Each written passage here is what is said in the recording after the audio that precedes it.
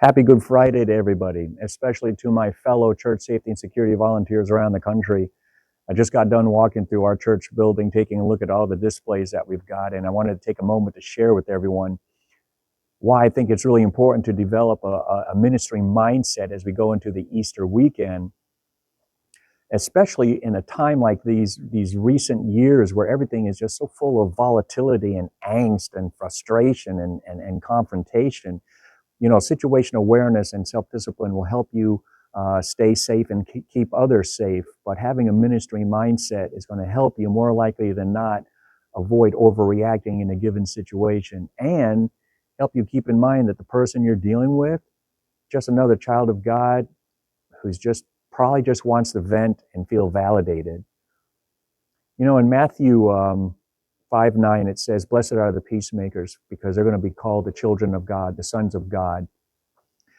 And I made a comment on my social media platforms about a year ago where I simply said, if you consider yourself a peacemaker, or you fancy yourself a peacemaker, or want to be considered a peacemaker, well, then it's really important that you have a good grasp of some basic concepts of conflict de-escalation and so on. And one person responded and said, wrong, ministry goes out the window until that person is subdued or removed from the property. And unfortunately, tragically, it's that very heavy-handed, unyielding mindset that I think that contributed very heavily into this tragic incident at the Rock Church in Laurel, Mississippi, April 2023, where a church safety security volunteer punched a guy, then shot him in the back, and then kicked him in the head.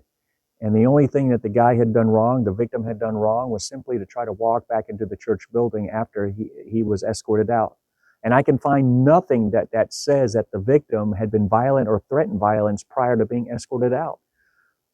This whole situation absolutely could have been mitigated and even absolutely avoided with application of some basic verbal conflict de-escalation skills, techniques, and so on.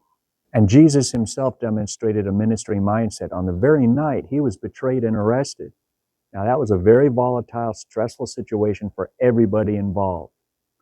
And it's recorded in John 18:10 that even Simon Peter drew a sword and hacked off the ear of one of the high priest's servants.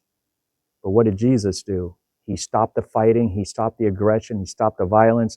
And in Luke 22:51, verse 51, Jesus reached over, touched the man's ear, and healed him. A ministry mindset. Now, aren't we supposed to be new creatures in Christ anyway? Aren't we supposed to be renewing our minds? Aren't we challenged to be more Christ-like? Now, I can tell you from personal experience, ministry does not go out the window in times of stress and confrontation. It doesn't have to. I know it didn't for me, from my own personal experience. I can tell you that ministry mindset did not leave the window as an infantryman in Desert Storm dealing with Iraqi soldiers. It did not leave and go out the window as a police officer for 20 years dealing with violent people. If anything, I credit having a ministry mindset for helping me not lose my job and not ending up on the news and on YouTube.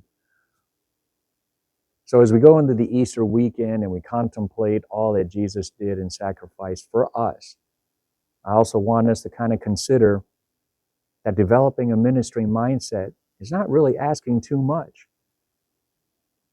And in Matthew 25:40, truly I say unto you, that whatever you did unto the least of one of these brothers and sisters of mine, you did unto me.